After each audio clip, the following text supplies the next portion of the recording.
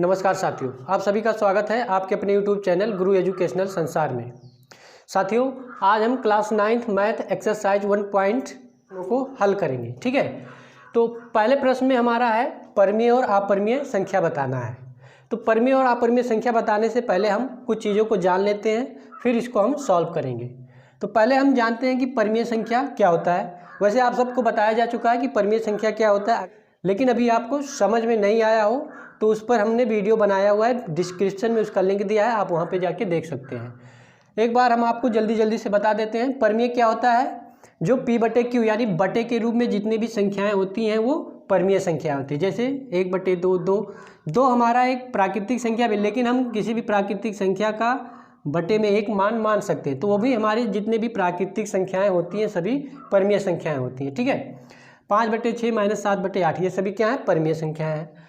अपरिमेय क्या होती है, जितने भी अपूर्ण वर्ग संख्याएं होती है, यानी वर्गमूल में वह संख्याएं जिनका वर्गमूल नहीं निकला जा सकता है, जैसे 3, 7, 11 इन सब का वर्गमूल नहीं निकल सकता है। तो जिनका वर्गमूल नहीं निकाला जा सकता है और करड़ी में होते हैं वो संख्याएं, वो सभी अपरिमेय होती हैं। और अपरिमेय संख्याओं का जो दशमलव प्रसार होता है वो अनुसानी अनावर्ती होता है। ठीक है, यानी अनंत तक जाते हैं और हमेशा बार बार अलग अलग नंबर आता रहता है और उसका कभी अंत नहीं होता। तो अनुसानी आवर्ती दशमलव जो भी होती हैं वो परमीय संख्या होती हैं, बाकी ये सब अपरिमेय होते हैं, जो वर्गमूल जिनका नहीं निकल सकता है वो करड़ी में होते हैं। ठीक है, पाई भी हमारा अपरिमेय संख्या होता है। ठीक है, जितने भी चिन्ह हैं वो अपरिमेय होते हैं। तो अब इसमें एक चीज़ और होता है कि परमीय और अपरिमेय संख्याओं का योग, अंतर, गुणा व भाग हमेशा अपरिमेय होता है। मतलब एक परमीय हो और एक अपरिमेय हो, उन दोनों का अगर हम योग या अंतर, गुणा या भाग कुछ भी निकालें, तो अगर एक परमीय है एक अपरिमेय है तो उनका जो मान आएगा हमेशा अपरिमेय ही आएगा। ठीक है, और आगे हम देखते हैं कि दो अपरिमेय संख्याओं का गुणा व भाग विशेष परिस्थितियों में परमीय हो सकता है। और लेकिन क्या होता है कि दो अपरिमेय संख्याएं हैं तो कभी कभी उनका गुणा और भाग जो होता है वो परमीय हो सकता है। जैसे विशेष परिस्थिति क्या होता है, मान लीजिए 2√3 और √3 का जब हम गुणा करा दें तो यहाँ पे ये 3 दूनी 6, यानी ये जो मान होगा इसका ये परमीय हो जाता है। तो विशेष परिस्थितियों में दो अपरिमेय संख्याओं का गुणा और भाग क्या हो सकता है, परमीय हो सकता है। ठीक है, अब इसको हम मिटाते हैं और इसको हम सॉल्व करना स्टार्ट करते हैं। एक बार इसका स्क्रीनशॉट ले लीजिए आप सब, ये बहुत काम की चीज़ है। ठीक है, आगे चल के बहुत काम आएगा। चलिए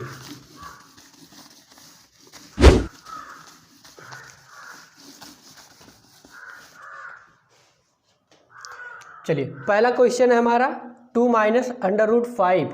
इसे बताना है कि परमीय है या अपरिमेय है। अभी हमने आपको बताया है कि एक परमीय और एक अपरिमेय संख्याओं का योग, अंतर, गुणा, भाग हमेशा क्या होता है, अपरिमेय। तो इसमें ये परमीय है और ये अपरिमेय है, दोनों के बीच में माइनस लगा यानी अंतर, तो ये क्या होगा, हमेशा अपरिमेय होगा। क्या होगा, अपरिमेय होगा। यहाँ पे देखिए अगर इसको हम सॉल्व करेंगे तो 3 + √23 और -√23 ये और ये कैंसिल हो जाएगा। यहाँ पे बचेगा हमारा सिर्फ 3। ठीक है, क्या बचेगा, 3। अब 3 हमारा एक प्राकृतिक संख्या हो गया, तो ये क्या होगा, परमीय संख्या होगा। क्या होगा, परमीय संख्या होगा। ठीक है, अब यहाँ पे हमने बताया था कि कभी कभी विशेष परिस्थिति ऐसा हो जाता है कि भाग और गुणा क्या हो जाता है, कभी कभी परमीय हो जाता है, यानी √7 से √7 कटेगा, यहाँ पे 2 आ जाएगा। 2 हमारा एक धनात्मक पूर्ण संख्या है, तो ये हमारा क्या हो जाएगा, परमीय संख्या। ठीक है, क्या हो जाएगा, परमीय संख्या। अब यहाँ पे देखिए √2 इसका मान नहीं निकलेगा। ठीक है, तो हमने बताया था कि अंडर रूट में जिनका वर्गमूल नहीं निकल सकता वह संख्याएं क्या होती हैं, अपरिमेय होती हैं। और अब इनका भाग भी दिया है, तो भाग दिया है लेकिन ये विशेष परिस्थिति नहीं है, इसलिए ये क्या होगा, अपरिमेय होगा। ठीक है, अब एक क्वेश्चन और है उसको देखते हैं। 2π। ठीक है, ये हमारा क्वेश्चन नंबर 5 है। अब ये बताना है कि 2π हमारा क्या है, परमीय है या अपरिमेय। तो अभी हमने बताया कि पाई हमारा क्या होता है, अपरिमेय होता है। तो हमने बताया था कि एक परिमेय और एक अपरिमेय संख्याओं का गुणा हमेशा क्या होता है, अपरिमेय होता है। ठीक है, तो ये भी हमारा क्या हो जाएगा, अपरिमेय। ये हो गया हमारा पहला क्वेश्चन। अब हम चलते हैं अपने दूसरे क्वेश्चन की तरफ।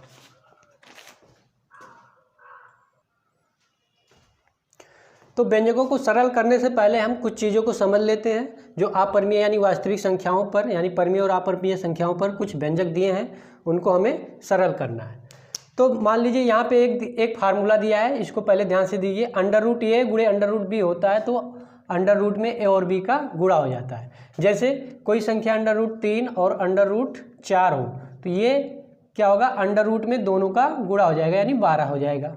ठीक है, अगर कोई संख्या इस रूप में हो, कोई भी वास्तविक संख्या इस रूप में हो, एक अंडर रूट में ऊपर और एक अंडर रूट में नीचे, तो इसको हम पूरे पे अंडर रूट लगा के 5/6 हम ऐसे भी लिख सकते हैं। ठीक है, ये क्वेश्चन है, एक अंडर रूट में 5 और अंडर रूट में 3 हो, फिर गुणा करा के वही चीज़ माइनस में हो, √5 और माइनस √3, तो ये हो जाता है हमेशा a - b यानी 5 - 3।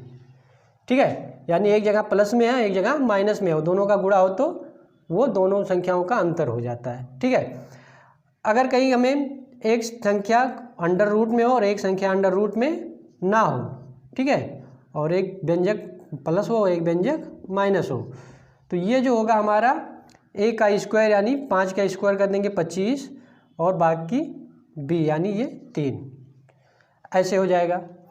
यहाँ पे देखिए, अगर दो व्यंजक आपस में यानी अंदर के जो मान संख्या है, अंदर का जो संख्या है वो समान हो, जैसे यहाँ पे 5 √6 और प्लस 6 √6, यहाँ देख रहे हैं अंदर दोनों समान है, तो क्या होगा, बाहर वाली संख्या आपस में अगर प्लस है तो जुड़ जाएगा और माइनस है तो घट जाएगा, तो 6 और 5 11, 11 √6 हो जाएगा।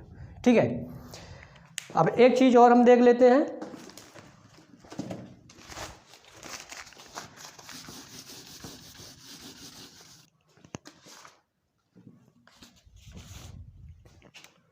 पहला क्वेश्चन है हमारा 3 + √3 और 2 + √2, इसको हमें सॉल्व करना है। ठीक है, 3 + √3 और 2 + √2, तो यहाँ पे हम देखेंगे, क्वेश्चन लगाएंगे इसको, हम इसको बिना फार्मूले के भी सॉल्व कर सकते हैं। तो जहाँ तक कोशिश करिए कि बिना फार्मूले के ही सॉल्व किया जाए। ठीक है, तो देखिए पहले हम 3 से इन सब में मल्टीप्लाई कराएंगे, 2 + √2, फिर प्लस लगाएंगे और √3 से भी इस पूरे व्यंजक में हम गुणा करा देंगे। ठीक है, अब 3 × 2 करेंगे तो 6, क्या होगा, 3 × 2 करेंगे तो 6। अब 3 से यहाँ पे देखिए, इस 3 से √2 में गुणा होगा तो दोनों अंडर रूट में नहीं है, तो बाहर वाला बाहर और अंदर वाला अंदर हो जाएगा। ठीक है, तो ये प्लस लगा के 3 √2 हो जाएगा। ठीक है, यानी एक संख्या क्या है, अंडर रूट में है और एक संख्या अंडर रूट में नहीं है, तो जो बाहर होगा वो बाहर ही रहेगा और जो अंदर होगा वो अंदर हो जाएगा। ठीक है, यहाँ पे देख लीजिए, अगर a × √b हो कहीं पे, तो ये a √b हो जाता है, यानी जो बाहर है वो बाहर और जो अंदर है वो अंदर। अगर यहीं पे अंडर रूट लगा होता है तो हमारा इस तरीके से आ जाता, दोनों अंदर का गुणा हो जाता है।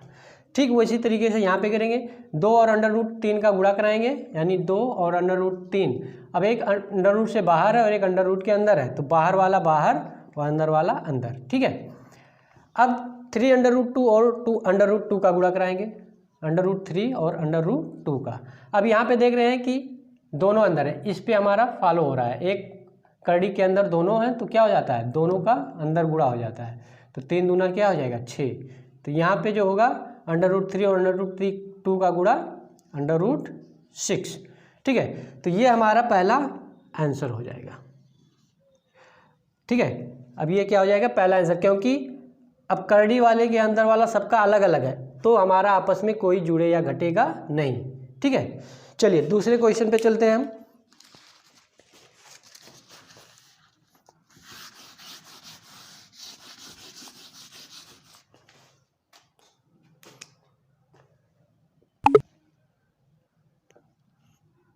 3 प्लस अंडर रूट 3 और एक ब्रैकेट में 3 माइनस अंडर रूट 3।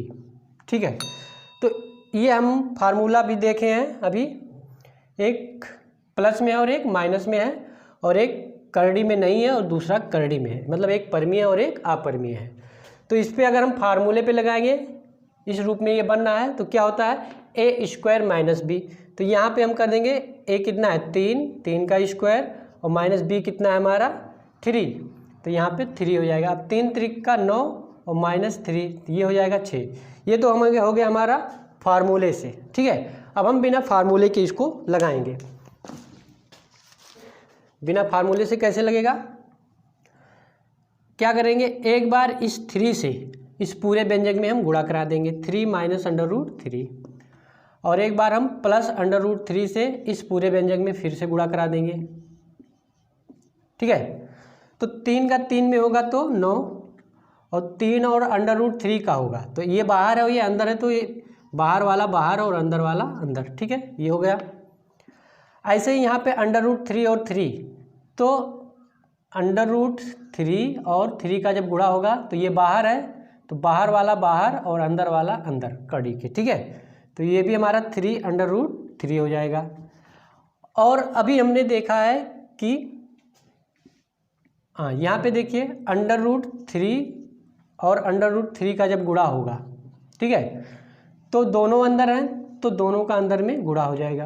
और हम जानते हैं 9 का वर्गमूल हमेशा क्या होता है 3, तो यहाँ पे -3। अब इसको देखेंगे, करड़ी के अंदर वाला ये दोनों चीज़ें समान हैं। ठीक है, तो आपस में ये क्या होंगी, जुड़ियाँ घट जाएंगी। जैसे यहाँ पे करड़ी के अंदर दोनों समान है और एक आगे यम है, यहाँ पे अन है, यानी अलग अलग है। तो यहाँ पे यम और यन दोनों बराबर हैं, तो 3 अंडर रूट 3 में से 3 अंडर रूट 3 हमारा घट जाएगा, तो 0 हो जाएगा। बचेगा यहाँ पे 9 माइनस 3 और ये 6, 2 में से 3 निकल जाएगा 6। ठीक है, आए समझ में। तो इस पर ढेर सारा प्रैक्टिस आप करिएगा तो आसानी से और समझ में आ जाएगा। चलिए अगले क्वेश्चन पे हम चलते हैं। इसके एक्सरसाइज 1.5 का क्वेश्चन नंबर दूसरे का हम तीसरा क्वेश्चन हल करेंगे। क्वेश्चन नंबर 3, क्वेश्चन नंबर 3 है हमारा अंडर रूट 5 और प्लस अंडर रूट 2 का होल स्क्वायर। ठीक है, या फिर इसको हम ऐसे भी लिख सकते हैं under root 5 plus under root 2, फिर ब्रैकेट में अंडर रूट 5 और प्लस अंडर रूट 2, क्योंकि होल स्क्वायर है तो हम उसी संख्या को 2 बार लिख सकते हैं। ठीक है, अब क्या करेंगे हम, अंडर रूट 5 और अंडर रूट 5, यानी एक बार अंडर रूट 5 से पूरे व्यंजक में हम क्या कराएंगे, गुणा कराएंगे, और एक बार अंडर रूट 2 से पूरे व्यंजक में हम क्या करा देंगे, गुणा करा देंगे। ठीक है, अब देखो अंडर रूट 5 और अंडर रूट 5 का गुणा का दोनों अंदर हैं, तो यानी क्या होगा, अंदर दोनों में अंदर का गुणा हो जाएगा। यहाँ पे जैसे अंडर रूट ए और अंडर रूट बी था, तो दोनों का क्या होता था, अंदर गुणा हो गया। ऐसे अंडर रूट 5 और अंडर रूट 2 का गुणा होगा, तो दोनों अंदर हैं, तो अंदर अंदर दोनों का गुणा हो जाएगा, यानी अंडर रूट 10। जैसे अंडर रूट 5 और अंडर रूट 2 दोनों अंदर हैं, तो अंडर रूट 10 हो जाएगा। ठीक है, ऐसे यहाँ पे करेंगे, अंडर रूट 2 और अंडर रूट 5 का फिर गुणा होगा, यानी दोनों अंदर हैं, तो अंडर रूट 10 हो जाएगा। अंडर रूट 2 और अंडर रूट 2 दोनों अंदर हैं, तो अंदर गुणा हो जाएगा, यानी 4 हो जाएगा। अब हम जानते हैं 25 का वर्गमूल 5 होता है, 10 का वर्गमूल नहीं निकलेगा, और यहाँ भी 10 का वर्गमूल नहीं निकलेगा। ठीक है, और 4 का वर्गमूल कितना होता है, 2। अब देखो इसमें क्या होगा, जो हमारा परमीय है, यानी ये दोनों परमीय, तो आपस में इनको जोड़ लेंगे, 5 और 2 7 हो जाएगा। ठीक है, अब यहाँ पे देखो अंदर वाली चीज़ें 2 अपरिमेय संख्या हैं और अंदर की चीज़ें बराबर हैं। यहाँ पे जैसे यहाँ पे दोनों चीज़ें बराबर थीं और बाहर अलग अलग हैं, यानी इसका गुणांक 1 माना जा सकता है। ठीक है, तो अंडर रूट 2 और अंडर रूट 2 मिलके हमारा 2 अंडर रूट 10 हो जाएगा। ठीक है, यानी अंडर रूट के अंदर 10 है तो 10 हो जाएगा। अब ये एक अंडर रूट 1 और ये अंडर रूट 1, तो 1 1 मिलके 2 अंडर रूट 10 हो जाएगा। ठीक है, ये हो गया हमारा आंसर। चलिए अगले क्वेश्चन पे चलते हैं हम, इसको मिटाते हैं, इसको स्क्रीनशॉट ले लीजिए इसका।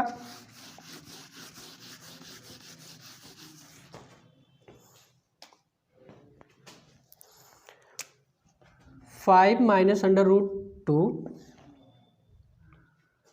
और एक है ब्रैकेट में √5 प्लस √2। अब देखिए यहाँ पे दोनों संख्याएं करड़ी में हैं, ठीक है, लेकिन एक जगह प्लस में है और एक जगह माइनस है, तो हमारा ये फार्मूला बन जाता है √a plus √b √a minus. यहाँ पे देख लीजिए दोनों करड़ी में, एक प्लस में है व्यंजक और एक है माइनस में, तो क्या हो जाता है a माइनस बी। तो यहाँ पे हम क्या कर देंगे, a बराबर हमारा कितना है 5 और b बराबर हमारा कितना है 2, तो इसका जो आंसर होगा a माइनस बी होगा, ठीक है। यानी हम सीधे लिख सकते हैं 5 माइनस 2 बराबर कितना हो जाएगा 3, इसका जो आंसर आएगा 3। लेकिन हम ये फार्मूले से लगाएं, हम फार्मूले से इसको नहीं लगाएंगे, इसको हम बेसिक से लगाएंगे।